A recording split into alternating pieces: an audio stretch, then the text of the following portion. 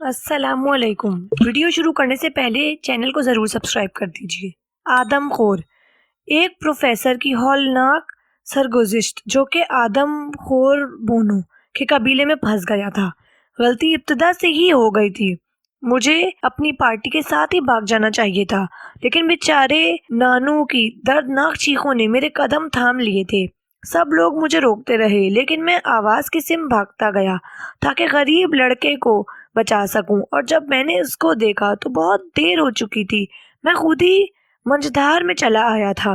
1 درجن برہنہ بونے قبائلی میری طرف بڑھ رہے تھے۔ میری نظروں کے سامنے سیاہ غبار سا چھا گیا تھا۔ سیاہ فام قبائلیوں نے مجھے کسی چڑیا کی طرح دبوچ لیا تھا اور گھسیٹتے لیے جا رہے تھے۔ میں بری طرح چیخ رہا تھا۔ دہشت ناک انجام میری نظروں کے سامنے تھا، لیکن وہ وحشی قہقہے لگاتے ہوئے مجھے تیزی سے کھینچ رہے تھے۔ پھر انہوں نے جھٹکا دے کر مجھے کھڑا کر دیا، اور پھر میری آنکھوں نے ایک دل دہلا دینے والا منظر دیکھا۔ سیاہ زمین کے بیچوں بیچ ایک گول سا ٹیالہ حصہ تھا جہاں ناٹو کھڑا ہوا تھا۔ اس کی آنکھیں پھٹی ہوئی اور منہ اس حد تک کھلا ہوا تھا کہ مجھے ڈر تھا کہ اب اس کی بانچیں چڑھ جائیں گی اور خون پھوٹ پڑے گا۔ اور وہ سیاہ زمین، وہ حرکت کر رہی تھی۔ میں نے زور سے آنکھیں ملی اور پھر دیکھا، واقعی وہ گول سا حصہ لمحہ بلمحہ تنگ ہوتا جا رہا تھا۔ میں نے پھر آنکھیں ملی اور پھر دیکھا۔ اف میرے خدا، یہ تو سیاہ چیونٹے تھے۔ سیاہ سیلاب کی شکل میں وہ بڑھتے جا رہے تھے، اور پھر لڑکے کی خوفناک چیخوں نے مجھے لرزا دیا۔ سیاہ سیلاب نے اسے اپنی لپیٹ میں لے لیا تھا۔ وہ بے اختیار ہاتھ پاؤں مار رہا تھا، لیکن خون خوار چونٹے اس کے گوشت سے بری طرح چمٹ رہے تھے اور اپنے زہریلے سوئی جیسے ڈنگ گاڑ کر اس کا خون پی رہے تھے۔ 5 منٹ کے اندر اندر وہاں صرف ہڈیوں کا ڈھانچہ باقی بچا تھا اور چونٹیوں کا سیلاب واپس جا رہا تھا۔ مجھ سے کھڑا نہ رہا گیا۔ میں دھپ سے زمین پر گر پڑا۔ تھوڑی دیر میں میرا بھی یہی حشر ہونے والا تھا۔ میرے کانوں میں ہارورڈ یونیورسٹی کے پروفیسر کی آواز گونج رہی تھی، جب تک تم ماٹو گرڈسو کے علاقے میں ہوگے بالکل محفوظ رہو گے، لیکن اس سے باہر مغرب کی طرف جانے کی حماقت نہ کرنا۔ وہاں ایک بونا قبیلہ رہتا ہے۔ جب بھی کسی سفید فام آدمی نے انہیں دیکھا ہے، وہ زندہ نہیں بچا ہے، اور اب میں انہیں دیکھ رہا تھا۔ وہ بالکل برہنہ تھے۔ عورتوں کی ناف کے پاس ایک ڈوری بندھی ہوئی تھی جس سے رنگ برنگ پتھروں کی لڑیاں لٹک رہی تھیں۔ ان کے سفید سفید دانت بالکل نوکیلے اور لمبے لمبے تھے۔ چیونٹیوں کے جانے کے بعد وہ سب کے سب ڈھانچے کی طرح بڑھے۔ ہڈیوں کے ٹوٹنے کی آواز آئی، اور تھوڑی دیر بعد ہر قبائلی ایک ایک ہڈی لیے اپنے بھنبوڑ رہا تھا۔ ان کی ندیری آنکھیں میری طرف لگی ہوئی تھیں۔ مجھے اپنی ہڈیاں چٹکتی ہوئی محسوس ہوئیں۔ اب وہ پھر میری طرف بڑھ رہے تھے۔ ان کے ہاتھ میں گھاس کی بنی ہوئی ایک رسی تھی۔ انہوں نے اس کا ہلکا سا بنایا اور ایک بونے نے اچک کر میری گردن میں ڈال دیا، اور سب مل کر اسے گھسیٹنے لگے۔ اور جب وہ رکے تو سورج غروب ہو چکا تھا۔ جنگل میں گہری تاریکی پھیل چکی تھی۔ میرے حواس بالکل معطل ہو چکے تھے۔ میرے سامنے گھاس کا بنا ہوا گنبد نما جھونپڑا تھا۔ اس کے ایک طرف گول سا سوراخ تھا۔ انہوں نے مجھے اس سوراخ میں سے اندر دھکیل دیا۔ میں زمین پر گرتے ہی بے ہوش ہو گیا۔ میں ہارورڈ یونیورسٹی میں نیچرل ہسٹری کا سال دوم کا طالب علم تھا۔ ایلسٹر کیومنگز نہیں، بلکہ خوف و دہشت سے لرزتا ہوا گوشت پوست کا ایک ڈھیر تھا جو اس فکر میں گرفتار تھا کہ اسے کس طریقے سے ختم کیا جائے گا۔ مجھے معلوم تھا کہ یہ لوگ کون تھے۔ انہوں نے کبھی آگ، محبت، چاقو یا رحم کے الفاظ نہیں سنے تھے۔ ان کا دماغ بندر اور پتھر کے زمانے کے انسان کے دماغ کی بیچ کی شکل کا تھا۔ وہ گوشت اور ہڈیاں کھاتے تھے، اور بغیر پکائے ہوئے۔ بیرونی دنیا کی طرف سے کچھ پادریوں کو اس علاقے میں بھیجا گیا تھا کہ وہ انہیں انسان بنائیں، لیکن یہ بونے ان کا گوشت کھا گئے اور ہڈیاں لے جا کر دریائے کورنڈا میں پھینک دی تھی تاکہ باہر کے لوگوں کا ان کا حشر معلوم ہو جائے۔ میں یہ سب کچھ سوچتا ہوا سو گیا۔ ایک عجیب سی آواز نے مجھے جگا دیا۔ اس نے آواز کی سمت کان لگا دیے۔ دھپ دھپ، سر جیسے کوئی زخمی چمگادڑ اذیت میں اپنے پر پھڑپڑا رہی ہو۔ وہ کوئی بھی شے تھی۔ اس نے بڑی مشکل سے اس سوراخ سے باہر جھانکا۔ دن نکل آیا تھا۔ ایک بونے نے اپنا سر سوراخ میں ڈالا اور اپنے نیزے سے مجھے اٹھا کر باہر آنے کا اشارہ کیا۔ میں رینگتا ہوا سوراخ کی طرف بڑھا۔ میرا جسم مٹی میں لتھڑا ہوا تھا اور جوڑ جوڑ درد کر رہا تھا۔ سوراخ سے باہر نکل کر میں نے چاروں طرف دیکھا اور میرا دم رکنے لگا۔ ایک دیونما کیکڑے کی طرح کی شے میرے سامنے کھڑی تھی۔ میں نے غور سے دیکھا، کبھی وہ سفید فام آدمی رہا ہوگا، مگر اب اس کے برہنہ جسم پر بھبوت ملا ہوا تھا۔ سینے اور پیٹ پر بڑے بڑے سفید بالوں کی ایک سفید چادر سی تھی۔ ایک ٹانگ ٹوٹی ہوئی تھی اور گھٹنے کے پاس سے ٹانگ کا بقیہ حصہ بائیں طرف کو اس طرح مڑ گیا تھا جیسے پتائی کی ایک ٹانگ ہو۔ چلتے وقت وہ اسے گھسیٹتا تھا، اسی لیے وہ حیرت انگیز آواز پیدا ہوئی تھی۔ پیشانی سے اوپر اس کے سر پر ایک گہرا زخم تھا، جیسے کھوپڑی دو ٹکڑوں میں تقسیم ہو کر آپ ہی آپ جڑ گئی ہو۔ اتنے زخموں کے بعد اور طبی امداد کے بغیر بھی وہ زندہ بچ گیا تھا۔ اس کی آنکھیں بالکل ویران ویران لگ رہی تھی۔ میرے ذہن میں کچھ ہلچل سی ہو رہی تھی، جیسے کوئی چیز نیچے سے اوپر آنے کی کوشش کر رہی ہو، اور پھر سکون ہو گیا۔ ذہن کے پردے پر میرے بچپن کا ایک منظر نظر آ رہا تھا، روز ویلڈ فیلڈ سے ایک جہاز کی پرواز کا سین۔ ریمسے، میں نے احمقوں کی طرح چلا کر کہا، ڈاکٹر مات ریمسے، ہم تو سمجھتے تھے کہ آپ مر چکے ہیں۔ پھر ہلچل ہوئی اور نوجوان ڈاکٹر ریمسے کا چہرہ میرے سامنے آیا۔ کتنا ہینڈسم نوجوان تھا، سب اسے فلائنگ ڈاکٹر کہتے تھے۔ اس کے پاس ایک انجن والا طیارہ تھا اور اس کا زیادہ تر وقت پرواز میں گزرتا تھا۔ ایک دفعہ جب وہ برازیل کے جنگلات کے اوپر پرواز کر رہا تھا کہ طیارہ کہیں ٹکرا گیا اور پھر اس کی کوئی خبر نہ ملی۔ یہ کوئی 25 سال پہلے کی بات تھی، اور اب وہ میرے سامنے تھا۔ کاش میں اسے نہ دیکھتا۔ اس کی گردن کے گرد ایک سانپ لپٹا ہوا تھا۔ اس نے اسے نکال کر نیچے ڈال دیا اور میری طرف بڑھا اور منہ کھولا۔ اس کے سارے دانت غائب تھے۔ پھر اس کے حلق سے ایک چیخ نما آواز نکلی، جسے آواز بھی کہنا زیادتی ہے۔ کبھی کبھی مجھے اتنی تکلیف محسوس ہوتی ہے کہ میں کچھ دیر کے لیے اس کی حالت بدل گئی اور وہ کچھ عجیب الفاظ بڑبڑانے لگا، جیسے کوئی گیت گا رہا ہو۔ 1 یا 2 منٹ کے بعد پھر وہ ہوش میں آ گیا۔ بعد میں مجھے معلوم ہوا کہ اس کی یہی حالت رہتی ہے، کبھی وہ بالکل پاگل سا ہو جاتا ہے، کبھی ٹھیک ہو جاتا ہے۔ تمہارا کام ابھی شروع ہوگا، اس نے شطح انگریزی میں مجھ سے کہا، لیکن میں کیا سمجھتا کہ مجھے کیا کرنا ہوگا۔ وہ تمہیں ابھی زندگی رکھیں گے، تم ان کے لیے بہت اہم ہو۔ ایک بونی عورت ہمارے قریب سے گزری، اس کے جسم پر کپڑے کا نام و نشان تک نہ تھا۔ ڈاکٹر نے ایک نظر اسے دیکھ کر مجھے گھورا، اور جب اس نے پہلے جملوں کی وضاحت کی تو میرے رونگٹے کھڑے ہو گئے۔ دوسرے قبیلوں سے لڑائیوں میں بونوں کا بہت جانی نقصان ہوا تھا۔ دوسری طرف ان کے یہاں پیدائش کی شرح بہت گر گئی تھی، اور جب کبھی ایسا ہوتا تھا تو ان کے یہاں روایت تھی کہ وہ کسی سفید فام آدمی کا گوشت عورتوں کو کھلاتے تھے، لیکن اس آدمی کو مارا نہیں، بلکہ روزانہ اس کے جسم سے ایک ٹکڑا علیحدہ کیا جاتا تھا۔ ایک ایک بوٹی ہر عورت کو دی جاتی تھی، اور جب تک اس آدمی میں جان باقی رہتی یہی عمل دہرایا جاتا۔ چند روز تک تو ان کا رویہ اس طرح رہا جیسے قربانی کے بکرے کے ساتھ اس کے مالکوں کا ہوتا ہے۔ مجھے دن میں کئی بار بہت سا کھانا دیتے، جو کبھی کچے گوشت درختوں کی جڑوں سے بنائے گئے لیسدار آمیزے پر مشتمل ہوتا تھا۔ میرے کپڑے اتار لیے گئے اور انہیں تار تار کر دیا گیا، اور اب مجھے بھی برہنہ ہو کر گھومنا پڑتا تھا۔ اس دوران میں جادوگر ڈاکٹر سے گفتگو کرنے کے کئی مواقع ملے۔ جب بھی وہ ہوش میں ہوتا تو مجھے بہت سی باتیں بتاتا۔ ایک روز اس نے مجھے موت کے تعویذ کے بارے میں بتایا، جس نے ان قبائلیوں کو خدا بنایا دیا تھا۔ دراصل یہ ایک پرانا آشیارہ 4 کا ریوالور تھا۔ اس کا فیتا تو کبھی ٹوٹ چکا تھا، لیکن ڈاکٹر نے گھاس کی بنی ہوئی رسیوں کی مدد سے اپنی کمر کے گرد لٹکا رکھا تھا۔ وہ اسے تیل دیتا رہتا تھا، اسی وجہ سے وہ ابھی تک اچھی حالت میں تھا۔ وہ شیطانی انداز میں ہنستے ہوئے بتاتا، اس رات کو جب میرا جہاز یہاں گرا تو وہ اسے کوئی آسمانی شے سمجھے ہوں گے۔ جہاز کے پروں میں آگ لگی ہوئی تھی اور انجن بے حد شور کر رہا تھا۔ جہاز جہاں گرا تھا وہیں ان کے پادری کی جھونپڑی تھی۔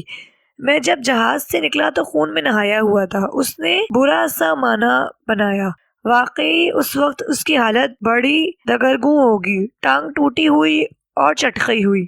یہ بدبخت میری طرف بڑھنے لگے۔ مجھ میں بس آتی سمجھ باقی رہ گئی تھی کہ اس ریوالور سے فائدہ اٹھا سکوں۔ اس نے ریوالور کو تھپکی دی۔ میں نے ان کے سردار کا سر اڑایا تو وہ مسحور سے ہو گئے۔ وہ مجھے اٹھا کر ایک جھونپڑی میں لے گئے، جہاں میں 3 ہفتے تک پڑا رہا۔ عورتوں نے مجھے اپنا دودھ پلایا، یہاں تک کہ میں گوشت ہضم کرنے کے قابل ہو گیا، اور جب میں چلنے پھرنے کے قابل ہوا تو ان کا سفید دیوتا بن چکا تھا۔ ہاں ہاں ہاں، وہ بری طرح سر ہلانے لگا۔ لنگڑا اور دیوانہ خدا جس کے پاس صرف 2 گولیاں بچی ہیں، ان کا اندازہ بڑا مضحکہ خیز تھا۔ 2 گولیاں اور چٹکی ہوئی کھوپڑی۔ اب جو نئی نسل ہے وہ باغی ہوتی جا رہی ہے۔ جب میں نے گولی چلائی تھی تو یہ لوگ موجود نہیں تھے، اس لیے اس کہانی پر انہیں یقین نہیں آتا۔ بہرحال میں نے اس کا علاج سوچ لیا ہے۔ پہلی گولی اس کے لیے جو سب سے پہلے میری طرف بڑھے گا، اور دوسری اس نے پھر ریوالور کو تھپکا۔ اس پر پھر دورہ پڑا۔ وہ واقعی بہت بہادر تھا۔ آدھے دماغ اور ڈھانچے نما جسم کے ساتھ اس نے 25 سال قبل تک ان قاتل قبائلیوں کا مقابلہ کیا تھا۔ میں سوچ رہا تھا کہ میری باری کب آئے گی۔ مجھے زیادہ دنوں تک انتظار نہیں کرنا پڑا۔ قید کے کوئی 2 ہفتے بعد وہ خونی کھیل شروع ہو گیا۔ ایک دن صبح جب میں اٹھا تو میرا سارا جسم رسیوں سے جکڑا ہوا تھا۔ دن بھر میں اسی طرح پڑا انتظار کی ناقابل بیان اذیت کو برداشت کرتا رہا۔ دوپہر کو ایک عورت آ کر میرے حلق میں لیسدار شیر ٹپکا گئی۔ شام ہوئی تو مجھے میدان میں لے جایا گیا۔ ایک گول دائرہ سا بنایا ہوا تھا جس کے چاروں طرف عورتیں بیٹھی ہوئی تھیں۔ درمیان میں ایک نسبتاً اونچی جگہ پر کوئی کھونٹے سے گڑے ہوئے تھے۔ قبائلی مجھے اٹھائے ہوئے گھیرے کے درمیان میں پہنچے تو عورتیں بھوکی نگاہوں سے مجھے گھورنے لگیں۔ اب مجھے اس اونچی جگہ پر ڈال دیا گیا تھا اور قبائلی میرے جسم کے گرد بندھی ہوئی رسیوں کو کھول کر انہیں کھونٹوں پر سے گزار کر دوبارہ باندھ رہے تھے تاکہ میں بالکل نہ ہل سکوں۔ جب رسیاں بند گئیں تو ایک بوڑھی کر یا منظر عورت آگے بڑھی۔ اس کے ہاتھ میں بہت پتلی سی ڈوری تھی۔ میں بغیر پلک جھپکائے اسے دیکھتا رہا۔ وہ میرے قریب آئی اور 2 زانو ہو کر بیٹھ گئی۔ پہلے اس نے جھک کر میری ران پر ہاتھ پھیرا اور خوش ہو کر باقی عورتوں کی طرف دیکھا۔ اس کی آنکھوں کی حریصانہ چمک میں اضافہ ہو گیا تھا۔ بڑھیا نے ڈوری کو دونوں ہاتھوں میں لے کر تان لیا اور میری پنڈلی پر بیٹھ کر ڈوری کو آرے کی طرح میری ران پر چلانا شروع کر دیا۔ درد کی شدت سے میری چیخیں نکلنے لگیں۔ اس کے ہاتھ اور تیز چلنے لگے۔ میں بے اختیار اپنی ٹانگ ہلانے کی کوشش کرتا اور وہ بڑھیا اپنا عمل تیز کرتی جاتی۔ خون کا فوارہ سا چھوٹا۔ میری کھال اور گوشت کٹ چکا تھا۔ بڑھیا نے ہاتھ روک کر سر جھکایا اور زخم سے خون چاٹنا شروع کر دیا۔ نہ جانے اس کی زبان میں کیا تھا کہ میرے زخم میں مرچیں سی لگنے لگی اور میں بے اختیار رونے لگا۔ بڑھیا نے اب اس زخم سے چند انچ نیچے دوسری جگہ پھر وہی آرا چلانا شروع کر دیا۔ پھر وہی تکلیف شروع ہوئی جو کہ اب 2 چند ہو چکی تھی۔ تھوڑی دیر بعد نئے زخم سے خون بہنے لگا اور بڑھیا نے پھر ہاتھ روک کر اسے چاٹنا شروع کر دیا۔ اس کے بعد کیا ہوا میں کس طرح بتاؤں؟ اس اذیت، اس دکھ، اس تکلیف کو بیان کرنے کے لیے الفاظ نہیں ملتے۔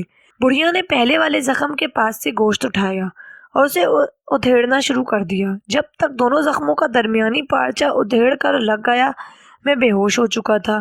ذرا دیر بعد ہی مجھے ہوش آ گیا۔ بڑھیا ہر عورت کو ایک ایک بوٹی بانٹتے ہوئے آخری عورت کے قریب پہنچ چکی تھی اور وہ سب کہے لگاتی ہوئی اسے مزے لے لے کر کھا رہی تھی۔ جب گوشت کا آخری ٹکڑا بھی کھا لیا گیا تو اب انہوں نے میری طرف توجہ دی۔ بڑھیا پھر میرے قریب آئی۔ اس کے ہاتھ میں پیالہ تھا، اس میں کوئی عرق سا تھا جو اس نے میرے زخم پر ڈال دیا۔ زخم میں اتنی شدید ٹیس اٹھی کہ میرا سر گھوم گیا، لیکن اس کے بعد وہ حصہ تقریباً سنسا ہو گیا۔ دوسرے دن دوسری ران کے ساتھ یہی عمل دہرایا گیا۔ تیسرے دن دائیں ہاتھ کی باری آئی۔ اب نیند میری آنکھوں سے بالکل غائب ہو چکی تھی۔ رات بھر میں تکلیف سے تڑپتا رہتا۔ رات کو میری رسیاں کھول دی جاتی تھیں۔ چوتھے دن تو رسیاں باندھنے کی بھی تکلیف نہیں کی گئی۔ اس کا نتیجہ یہ ہوا کہ جب بڑھیا نے میرے بائیں ہاتھ پر اپنا آرا چلایا تو میں کئی انچ اوپر اچھلا، اور اس سے جو ناقابل بیان تکلیف مجھے ہوئی وہ میں کبھی نہیں بھول سکتا۔ اب بھی جب مجھے وہ کیفیت یاد آتی ہے تو میں اسی طرح بے ساختہ اچھل پڑتا ہوں۔ اب میں دن رات عالم غنودگی میں رہنے لگا تھا۔ مجھے پتہ بھی نہیں چلتا تھا کہ کب مجھے اٹھا کر لے جایا جاتا تھا۔ جب گوشت کا کاٹا جاتا تب ہوش آتا اور پھر تکلیف کی شدت سے بے ہوش ہو جاتا۔ تب ایک دن میری آنکھ کھلی تو میں نے اپنے کو دیکھا۔ میری ٹانگوں اور ہاتھوں کا تقریباً سارا گوشت ادھڑ چکا تھا۔ مجھے حیرت تو اس بات پر تھی کہ میں اب تک کیسے زندہ تھا۔ زخمیوں پر مٹی جمی ہوئی تھی اور مکھیاں بھن بھنا رہی تھیں۔ بخار سے میرا جسم بھن رہا تھا۔ مجھے بتایا گیا کہ چونکہ چاند آخری تاریخوں میں ہے اس لیے یہ عمل روک دیا گیا ہے۔ اب جب چاند پھر نکلے گا تو یہ عمل پھر شروع ہوگا۔ مجھے یقین تھا کہ اب کی بار میں زندہ نہیں بچوں گا۔ چھوٹے چھوٹے کنکر میرے زخموں میں بری طرح چبھ رہے تھے۔ یہ مٹی تو میرے زخموں کو سڑا دے گی اور میں مقررہ مدت سے پہلے ہی مر جاؤں گا۔ یہ سوچ کر میں جھوپڑی میں گھسٹتا ہوا باہر نکلا۔ میرا رخ دریائے کورنڈا کی طرف تھا۔ تکلیف کی وجہ سے میں انچ انچ گھسٹ رہا تھا۔ تھوڑی دور جانے کے بعد مجھے اپنے پیچھے کچھ آہٹ سی سنائی دی۔ نیزہ لیے ہوئے ایک بونا میرے ساتھ تھا۔ او ہو، تو میری نگرانی ہو رہی تھی۔ میں کافی دیر تک پیٹ کے بل گھسٹنے کے بعد دریا تک پہنچ پایا اور کنارے پر لیٹ کر ذرا سا نیچے کھسکا۔ اب میرا جسم پانی کی زد میں تھا، بخار میں تپتا ہوا جسم جیسے برف میں رکھ دیا گیا ہو۔ مجھے اتنا سکون ملا کہ میری طاقت واپس آتی ہوئی محسوس ہوئی۔ ابھی میں پانی سے نکل کر باہر ہی تھا کہ مجھے دور سے جادوگر ڈاکٹر آتا نظر آیا۔ وہ بڑی تیزی سے میری طرف آ رہا تھا۔ قریب آ کر اس نے جب میری طرف دیکھا تو مجھے اس کی آنکھوں کا رنگ پہلی بار نظر آیا۔ نیلی نیلی آنکھیں آج دھلی دھلی لگ رہی تھیں۔ ڈاکٹر نے ریوالور کی نال اس نگراں کی طرف گھما کر اسے دور جانے کا اشارہ کیا۔ جب وہ دور ہٹ گیا تو ڈاکٹر میرے پاس زمین پر بیٹھ گیا اور بولا، میرے بچے، تمہاری کیا حالت ہو گئی ہے؟ مجھے تمہارے پاس پہنچنے کا موقع ہی نہیں ملا۔ تمہیں جلد سے جلد یہاں سے نکل جانا چاہیے، ورنہ 2-3 روز بعد تمہارا گوشت پھر کاٹا جائے گا اور اب کہ تمہارے سینے کی باری ہے۔ مجھے امید نہیں کہ اس کے بعد تم زندہ بچو گے اور تم ابھی جوان ہو۔ میری سمجھ میں ایک جملہ بھی نہیں آ رہا تھا۔ ڈاکٹر تو پاگل ہے، بھلا یہاں سے کون بچ سکتا ہے؟ مگر ڈاکٹر دھیرے دھیرے بولے جا رہا تھا، سامنے جو گھنا سا درخت ہے اس کے پیچھے کشتی موجود ہے۔ میری زندگی تو ختم ہو چکی ہے، تم اس میں لیٹ جاؤ، دریا پار پہنچ جاؤ۔ یہ بونے دریا پار جانے کی ہمت نہیں کر سکتے کیونکہ وہاں نہیں دیکھتے ہی گولی مار دی جاتی ہے۔ یہ کہہ کر ڈاکٹر نے مجھے سہارا دے کر اٹھایا اور درخت کی طرف لے جانے لگا۔ ادھر نگراں یہ دیکھ کر ہماری طرف آنے لگا۔ ڈاکٹر نے فوراً ریوالور کمر سے نکالا اور بونے کے سر کا نشانہ لیا۔ اس کا سر یوں غائب ہو گیا جیسے تھا ہی نہیں۔ بھاگو بے وقوف جلدی سے، ورنہ بونے آ جائیں گے، ڈاکٹر خرخراتی آواز میں چیخا۔ میں گھبرا کر تیزی سے ایک چھلانگ میں درخت کے پیچھے پہنچا اور ایک کشتی میں الٹ گیا۔ کشتی پانی پر بہنے لگی۔ کنارے پر سے گولی چلنے کی آواز آئی، آخری گولی کی آواز، اور پھر میں بے ہوش ہو گیا۔ جب میں ہوش میں آیا تو ہسپتال میں پڑا تھا۔ زخم بھرنے اور چلنے پھرنے کی طاقت آنے میں 1 سال لگ گیا۔